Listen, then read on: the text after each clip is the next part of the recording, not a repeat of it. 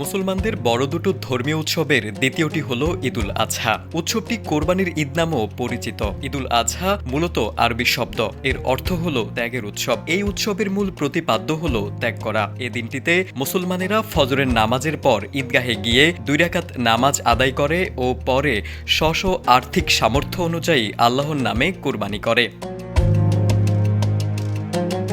পবিত্র ঈদুল আজহা জিলহজের 10 তারিখে অনুষ্ঠিত হয়, তবে আন্তর্জাতিক গ্রেগরীয় পঞ্জিকায় তারিখ প্রতি বছর ভিন্ন হয়। সাধারণত এক বছর থেকে আরেক বছর 10 বা 11 দিন করে কমতে থাকে। ঈদের তারিখ স্থানীয়ভাবে জিলহজ মাসের চাঁদ দেখার উপর নির্ভর করে।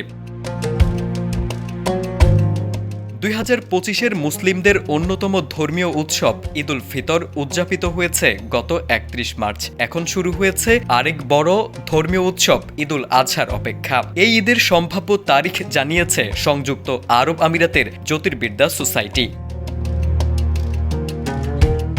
সংস্থাটির পূর্বাভাসে জানিয়েছে দেশটিতে ঈদ উদযাপিত হতে পারে আগামী 6 জুন শুক্রবার। সে হিসেবে বাংলাদেশে ঈদুল আজহা উদযাপিত হতে পারে 7 জুন শনিবার। আমিরাতের জ্যোতির্বিদ্যা সোসাইটির চেয়ারম্যান ইব্রাহিম আল জারওয়ান জানিয়েছেন, আরব আমিরাতে 27 মে সকাল 7টা 2 মিনিটে চাঁদ উঠবে এবং ওই দিন সূর্যাস্তের পর 38 মিনিট পর্যন্ত দৃশ্যমান থাকবে। এতে অর্ধচন্দ্রটি সহজে দেখা যাবে।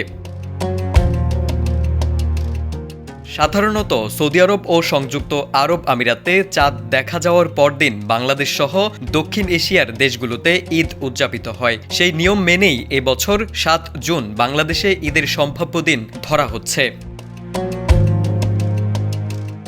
এদিকে আমিরাত সরকার 5 জুনকে আরাফার দিন হিসেবে ঘোষণা করেছেন। 6 থেকে 8 জুন পর্যন্ত ঈদের ছুটি নির্ধারণ করা হয়েছে। মধ্যপ্রাচ্যের অন্যান্য দেশেও একই সময়ে ঈদ উদযাপিত হবে বলে ধারণা করা হচ্ছে। ফলে এখন থেকেই বাংলাদেশেও সরকারি ছুটি ও পশু কোরবানির প্রস্তুতি নিতে শুরু করেছেন অনেকে। ঈদুল আজহাকে কোরবানির ঈদও বলা হয়। মহান আল্লাহর সন্তুষ্টি লাভের উদ্দেশ্যে নিজ ছেলেকে কোরবানি করতে চেয়েছিলেন হযরত ইব্রাহিম আলাইহিসসালাম, যা ছিল আল্লাহর প্রতি আনুগত্যর একটি নিদর্শন। আর তাই বিশ্বের সব সাধারণ ধর্মপ্রাণ মুসল্লি পশু জবাইয়ের মাধ্যমে কোরবানির ঈদ পালন করে থাকেন। তারেক আজিজ, সময়ের আলো।